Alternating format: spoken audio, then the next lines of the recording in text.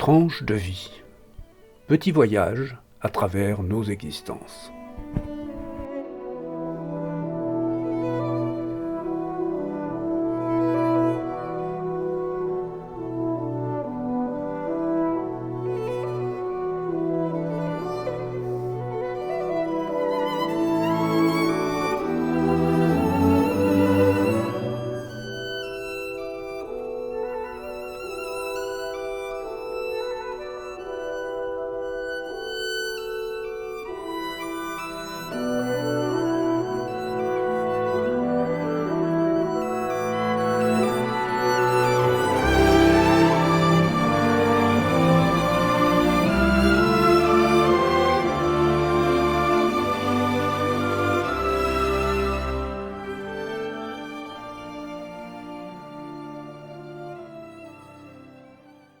Auditeur de Tranche de vie, Alice est une amie que j'ai rencontrée aux Antipodes il y a un peu plus de 30 ans.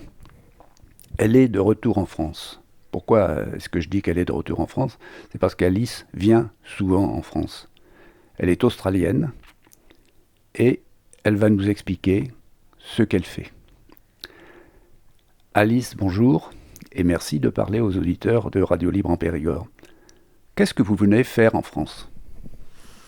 Cette fois-ci, Jean-François, je suis venue faire un stage pour les professeurs de français. Ça a duré 2 semaines. C'était à Tours. Et c'était très bien comme professeur de français de faire une formation aussi intense et bien organisée que celui que j'ai fait à Tours. Donc ça, c'était le début de mon voyage. Il faut dire que chez nous, c'est l'été. Donc, j'ai quitté l'Australie le 4 janvier, en plein été. Et le stage a débuté le 7, je pense. Oh non, le 9. Parce qu'il faut dire que chez nous, il faut pas mal d'heures d'avion pour arriver en France. Et en plus, on a eu des retards. On a eu 18 heures de retard dans ce vol. Donc, après l'arrivée, je suis allée à Tours. Et je suis restée avec une dame au centre-ville. Et puis tous les matins, j'allais en cours. Et puis on avait cours entre 8h30 et à peu près 6h du soir. Tous les jours. Donc ça, comme j'ai dit, c'était bien. On faisait de la langue française. On faisait des cours sur la culture, sur les actualités. Et puis pas mal sur l'informatique aussi. Voilà. Et ce stage à Tours, il t'a quand même laissé la possibilité de prendre un petit peu de vacances. Qu'est-ce que tu as fait après ? Après le stage, oui, bien sûr, j'ai décidé de rester parce qu'il y a tellement de choses à voir. Donc, je suis allée voir quelques châteaux dans la vallée de la Loire, Chenonceau et Chambord, et puis le château d'Hergé. Et qu'est-ce que j'ai... la maison de George Sand. Je veux dire le château qui a servi de modèle pour Moulinsart, pour Oui. les albums d'Hergé, c'est ça que tu veux dire, des albums de Tintin ? Ah, oui, d'accord. c'est ça. Oui, c'est ça. Ça, c'était fort intéressant. Et puis, de très, très beaux tableaux. C'était intéressant comme château. Et puis, de comparer les deux aussi. Enfin, ils ont fait beaucoup de choses à Chambord avec le jardin. Ils ont vraiment commencé à faire quelque chose d'extraordinaire, là, je pense. J'aimerais bien le revoir dans 10 ans pour voir le changement. C'est pas toi qui as mis le feu à Chambord, là, puisqu'il y a eu une tentative d'incendie, un début d'incendie il y a quelques jours, qui a été allumé par des touristes. Hein ? Tu n'es pas au courant ? Pas du tout. Non, c'est des touristes qui ont mis des bûches dans une cheminée. Il y avait un feu et ils ont mis des bûches dans une cheminée et ça a pris feu. Ah non, c'était pas moi, je n'étais pas là non plus. Hein. Mais pourtant, ces cheminées, elles sont tentantes. Hein. Elles sont tellement énormes. Mais non, ce n'était pas moi. Voilà. Et qu'est-ce que je fais Bon, bien sûr, je suis allée à Paris. J'ai vu des expositions à Paris. Et je me suis beaucoup promenée. C'était bien de voir Paris sous la neige. Ça, c'était exceptionnel. Et puis même de se promener au jardin de Luxembourg avec la neige, d'une beauté extraordinaire. Puis parce que j'aime beaucoup les pays francophones, donc je suis allée en Suisse un peu, à Genève, encore pour découvrir. Et puis là, je suis de retour et je descends dans le Périgord. Mais tu es allé à Lisbonne aussi. Ah oui, mais ça, c'était un autre week-end pour partir à Lisbonne. Il faut dire que pour nous, les distances ne sont, ne paraissent pas très loin. Ne paraissent pas très loin. Alors, Oui, Lisbonne quand pour tu le es en week-end, Europe, ça tu as va. l'impression d'être dans un petit pays et tu vas d'un pays à l'autre sans difficulté. Enfin, il y a une facilité de voyager, surtout avec les vols pas chers. Une facilité, je trouve. Et on en profite. Oui, Lisbonne, c'était pour le week-end dernier. Et là aussi, c'était des promenades, la découverte. Et bon, essaye de parler un peu en portugais pour ne pas être mal poli. On a fait Oui. ce qu'on pouvait faire. On Oui, mangeait beaucoup. j'ai entendu que tu connaissais 3 mots, c'est bien, hein, c'est un bon début. C'est le début, c'est le moindre des choses en fait. De dire merci, oui, non et au revoir aux gens. Ça aide, oui. Bon, alors maintenant, quand même, tes vacances sont finies, Ah oui, ou presque. malheureusement, Tu vas malheureusement. retrouver l'été australien. Oui, oui, je rentre chez moi mercredi prochain. Je rentre chez moi. Et heureusement, la grande chaleur, elle est finie parce qu'on a eu des journées de 40, il paraît, en janvier. Quand il y avait le tournoi de tennis à Melbourne, il faisait très très chaud, mais maintenant, c'est devenu plus raisonnable. Je pense entre 28 et 34, peut-être pendant janvier. Pourtant, en février, on peut avoir des journées très chaudes. Mais je vais voir. Quelle chance tu as de retrouver l'été là-bas. Mais dis-moi un petit peu, explique un peu à nos auditeurs comment tu es devenu prof de français. Prof de français. Bon, j'ai fait des études ici, à Paris, et je pense que c'est le plaisir d'utiliser la langue. Je voulais partager je voulais partager la langue avec des gens, enseigner la langue, et puis tout ce qui va avec une langue, une culture, une façon de vivre. Je voulais partager ça. Et aussi dans ma quotidienne, bon, dans la famille, il n'y a personne qui parle français. Donc, comme prof de français, je peux parler français tous les jours. Ça, c'est un grand plaisir. Un grand plaisir. Et c'était une carrière. Il faut dire que s'il y a des gens qui cherchent du travail en Australie, si on a les qualifications d'être de professeur, il y a toujours du travail pour les profs de français en Australie. Oui, mais Toujours. je croyais que la langue française était en train de décliner, l'enseignement de la langue française et puis l'utilisation de la langue française décliner plutôt en Australie. C'est vrai ça? Non? Toi, c'est pas ton point de vue? Je dirais non, hein. Je dirais le contraire. Bien sûr, le chinois, c'est la langue la plus apprise, mais après le chinois, c'est le français, en fait. Ça dépend des États. Moi, je suis dans l'État du Victoria. Chez nous, il faut dire que le français est plus fort que dans les autres États, mais disons qu'on a une tradition où le français était enseigné en Australie.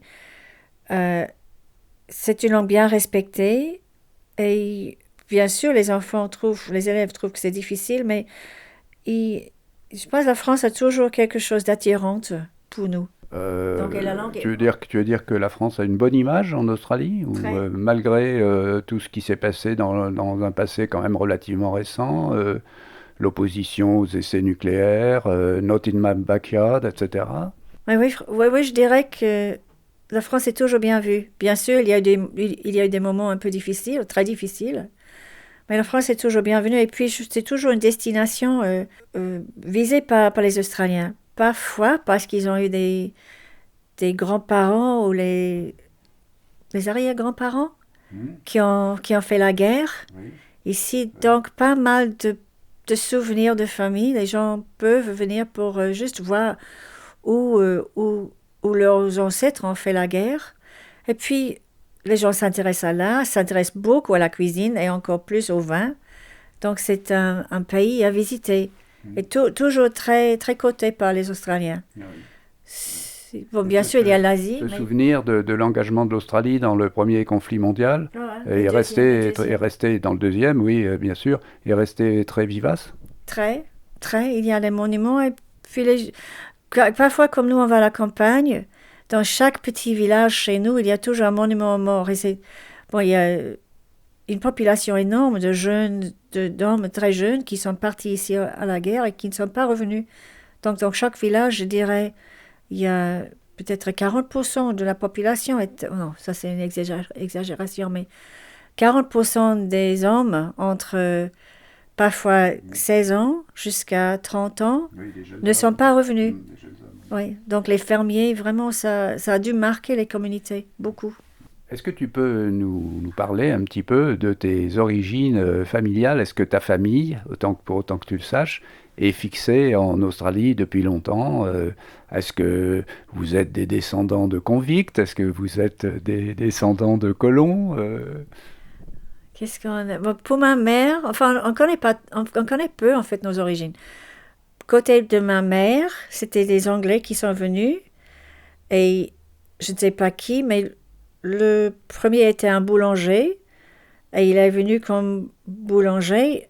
Il est arrivé à l'ouest et puis il a fait le voyage pour aller à l'est et il s'est installé dans le commerce, les petits commerces. Tu veux dire qu'il est arrivé à Perth, par Oui, exemple? un peu. Il est de Fremantle. Fremantle, Il a dit à Fremantle et puis je ne sais pas comment ils sont venus à Melbourne. Mais je sais qu'à Melbourne, ma grand-mère m'en a parlé. Je sais qu'à Melbourne, il montait une boulangerie. Puis quand la boulangerie est devenue assez réussite, on dit ça? Oui, Il a bien marché, oui, a bien réussi. marché. Il la vendait puis pour établir une autre. Mhm. Donc c'était un peu un petit entrepreneur de Ouais, boulanger. très bien, très bien. Et puis côté de... Alors du côté de ton père, tu m'as dit que ton père, il avait une grande originalité par son origine. Ouais. Hein? Mais Et, mon père- dis-nous-en un petit peu plus. Ben, je découvre les choses à propos de mon père. Mon père, de ma connaissance, était journaliste. Enfin, il est néo-zélandais, donc il est venu à Melbourne, en Australie, pour le travail, parce que pendant ce temps-là, on ne trouvait pas énormément de travail en Nouvelle-Zélande comme journaliste. Mais lui, en fait, il vient d'une petite île, très, très, très isolée, dans les Chatham Islands. Mais Alors je précise pour nos auditeurs qui auraient un petit peu oublié leur géographie, que le groupe des Chatham, c'est un archipel qui se trouve au large de la Nouvelle-Zélande, à peu près 800 km des côtes de la Nouvelle-Zélande. Et dans cet archipel, il y a une petite île qui s'appelle Pitt Island, et d'où le père d'Alice est originaire. c'est vraiment loin, loin, loin, loin, loin. Et l'île, elle est assez petite. Et la famille est toujours là. Mais quand on parle de mon père, on dit que c'est lui qui est parti. Juste pour montrer un peu la mentalité des gens, ils sont très attachés à leur île. Et ils ne comprennent pas, j'imagine, pourquoi quelqu'un a décidé de partir. Oui, on lui en veut un petit peu d'être parti. Juste, il est différent. Ah. Il est différent. Et eux, ils voyagent beaucoup, ils voyagent partout. Ils viennent, bon, la famille, je veux dire, ils viennent en Angleterre pour le Chelsea Flower Show. Ils s'intéressent à beaucoup, beaucoup de choses. Ce ne sont pas les gens qui ne voyagent pas, mais ils rentrent toujours sur l'île. Mais lui, il a décidé de faire sa vie hors de l'île, et en Australie en plus.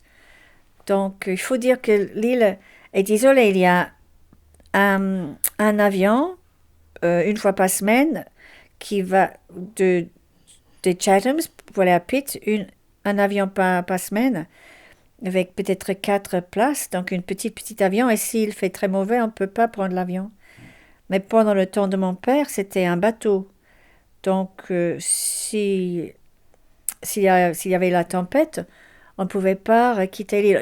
J'ai pareil un cousin qui est mort parce qu'il ne pouvait pas aller à l'hôpital.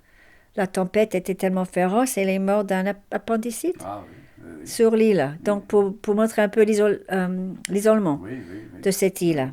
Mais ce sont les gens ouverts au monde. Et puis, il y a des touristes qui y vont parce que là, sur l'île, il y a un oiseau.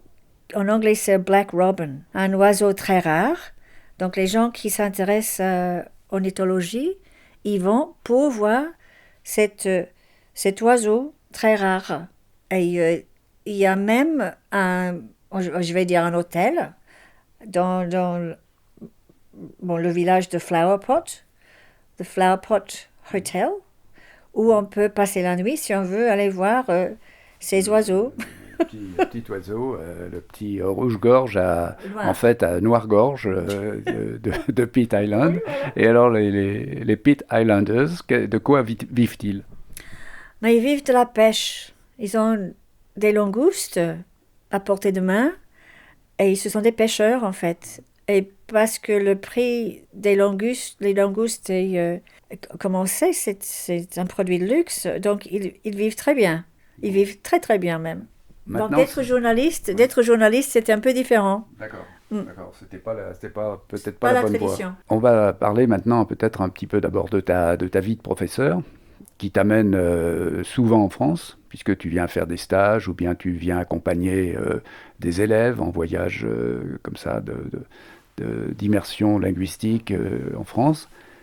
Et ce qui fait que tu connais très très bien notre pays. Mais tes élèves, quelles sont leurs motivations pour s'intéresser au français? Ce sont des élèves de quel niveau que tu as? De quelle classe Mais nous, pour apprendre le français, ça commence à la maternelle et jusqu'au bac. Ce n'est pas obligatoire, mais où je suis, c'est une école de filles où je suis. Les petites, elles commencent à l'âge de 4 ans à apprendre le français. Donc, ce n'est pas un choix pour elles. Elles le font. Continuer, c'est un choix à partir de 12 ans, je vais dire. Et pourquoi est-ce qu'elles continuent? Bon, parce qu'elles aiment, parce qu'elles veulent voyager, parce que les parents veulent, parce que c'est un défi parfois. Et vraiment aussi pour nous, si on fait une langue étrangère, on a des points de plus pour le baccalauréat. Donc parfois c'est stratégique, parfois c'est le plaisir. Il y a beaucoup, beaucoup de raisons en fait. Et tout à l'heure, tu parlais de l'enseignement du chinois. On a l'impression de loin que ton pays, l'Australie, est de plus en plus attiré dans l'orbite des pays asiatiques, comme la Chine, l'Indonésie, et la Corée, bien sûr, le Japon. Il y a des investissements importants. Est-ce que c'est une réalité ou est-ce que les liens avec l'Europe sont en train de se distendre? Je suis pas experte, mais je dirais aussi, il y a pas mal d'industries françaises qui ont acheté des industries australiennes. Par exemple, le transport, Alstom, Ouais. nos trams sont françaises. Et puis, il y a l'association assurance, là, Ah, Assex, AXA. AXA, Oui. elle est bien en France. Puis, oui, beaucoup d'industries françaises. Bon, le vin déjà, il y a des Français qui ont acheté des vignes en Australie pour dire que l'Europe n'est pas oubliée. Oui. Oui, mais les investissements japonais et puis maintenant chinois Chinois, sont quand même très importants. oui, oui. Mais je suis pas experte. Je Ouais. dirais oui, chinois, mais on en parle. Enfin, c'est moins visible. C'est pas- c'est moins visible. Mais les Français ils sont là, hein, les Ouais. Français. Ouais. Oui. Mais bien sûr, l'Australie se trouve en Asie et même avec la colonisation européenne, il y a beaucoup d'attaches vers l'Europe. Mais la géographie fait que, en effet, on est entre les deux, entre l'Asie et l'Europe. Est-ce que ta connaissance, il y a toujours une émigration européenne, mais en particulier britannique, régulière, qui se fait vers l'Australie? Je pense, oui, je pense. Aussi, pour les jeunes, il y a le Working Holiday Visa. Il y a beaucoup de jeunes, je pense que c'est moins de 35 ans, de France, de, des Espagnols aussi, des Italiens aussi. Beaucoup de jeunes qui passent 1 an, qui essayent de rester. Si on travaille à la campagne, on peut rester 2 ans avec un visa. Et puis, il y a des démarches, je pense, pour avoir un visa permanent. Je ne sais pas comment exactement. Donc, on attire les jeunes asiatiques, mais aussi les Européens. Et pour les Britanniques, autant que toujours, je pense. Alors ça c'est l'émigration qu'on va dire licite, légale. Mais est-ce qu'il y a un problème de migrants, un problème d'arrivée de migrants clandestins en Australie? Parce que Il y a eu quelques histoires qui ont un petit peu défrayé la chronique ces dernières semaines, là, ou ces derniers mois, avec l'arrivée massive, des arrivées assez massives de migrants asiatiques. Chez nous? Oui.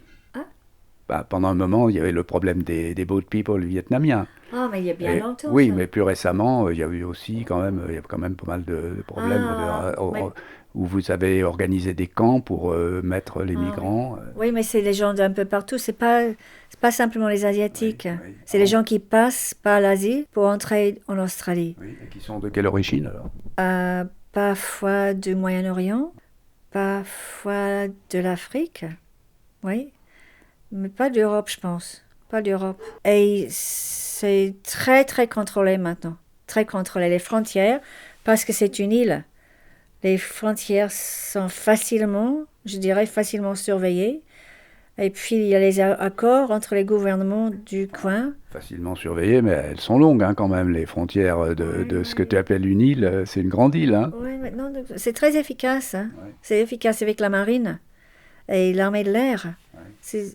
C'est très bien, c'est vraiment surveillé. Ouais. C'est surprenant, mais c'est surveillé. Et qu'est-ce que j'allais dire j'oublie ce que j'allais dire. Au sujet des migrants, alors peut-être que ça te reviendra, mais maintenant... Que ces histoires des gens qui arrivent en bateau, qui sont arrivés en bateau, on n'en entend plus. Ouais. Hein? Ouais. Depuis peut-être 3 ans. Puis il y a des accords avec les gouvernements dans la région, comme quoi les gens qui veulent atteindre la terre en Australie sont dans les endroits entre les deux pays. Enfin, je comprends pas trop. Que, par exemple, en Nouvelle-Guinée, il y a des gens qui sont là, qui veulent venir en Australie, mais qui sont... C'est quoi le mot, on met les gens?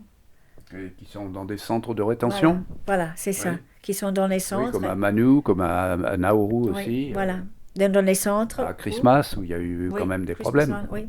Oui, il y a des problèmes, c'est sûr. Mais pour vérifier le papier, pour vérifier vraiment aussi leur histoire. Leur situation est examinée dans ces centres de rétention. Oui.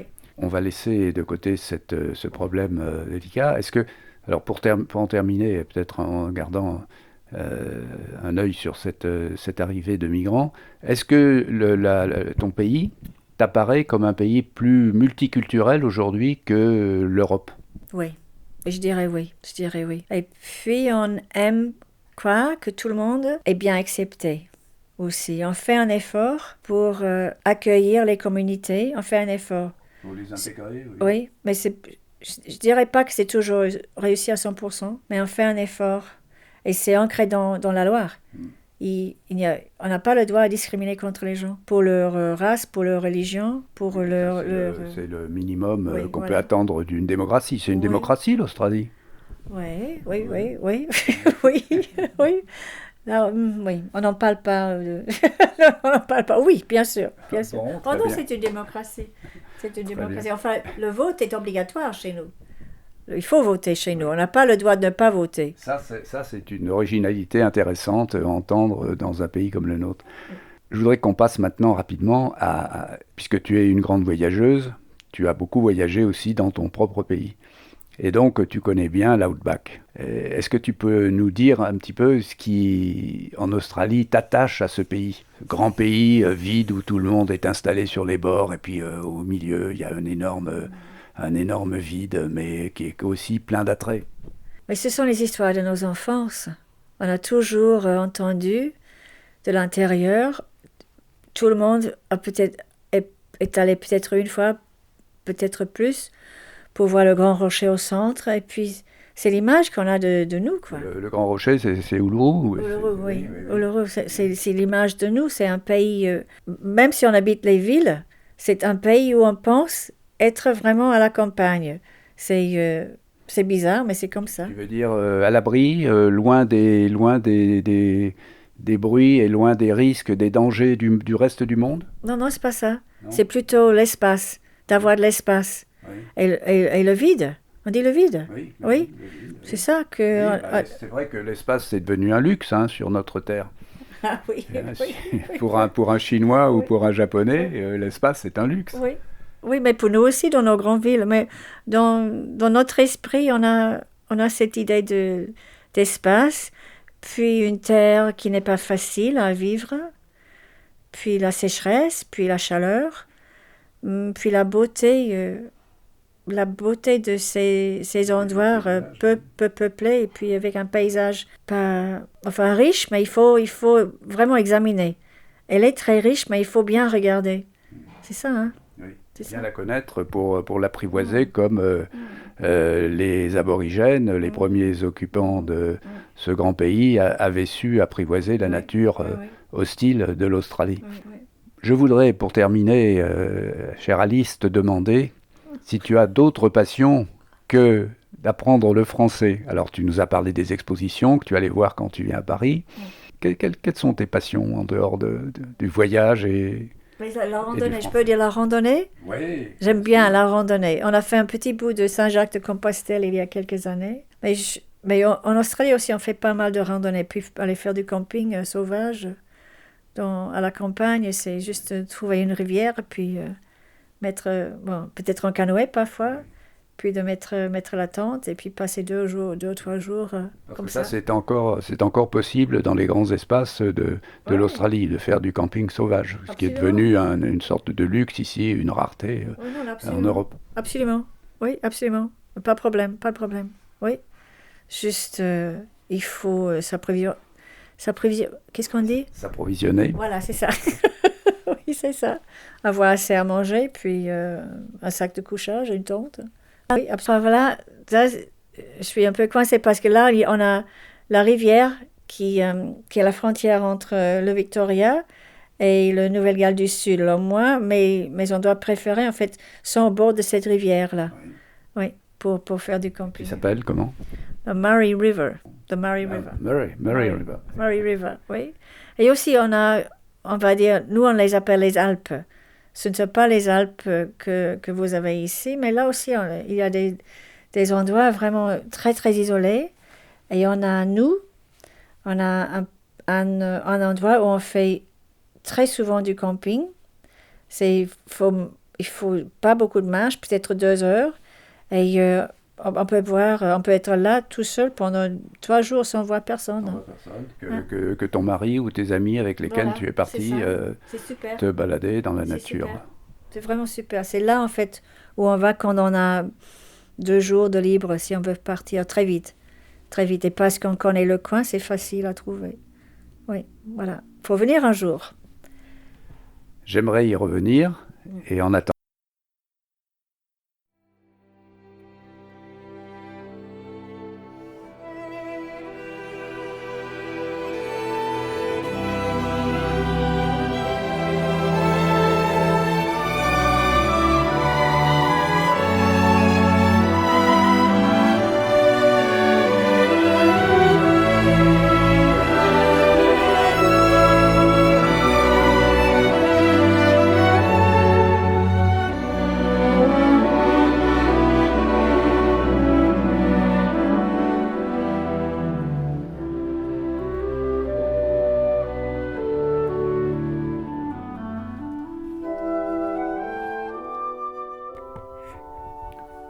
C'était Tranche de vie, une émission proposée par Jean-François.